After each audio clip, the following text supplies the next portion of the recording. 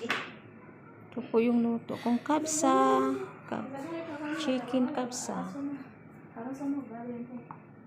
Ito na po ang finally cook na siya. Kabsa, kabsa, kabsa. Chicken kabsa.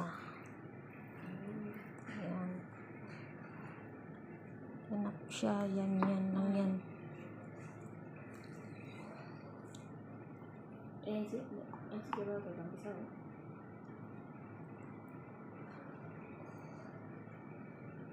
Kabsa po yan. Chicken kabsa.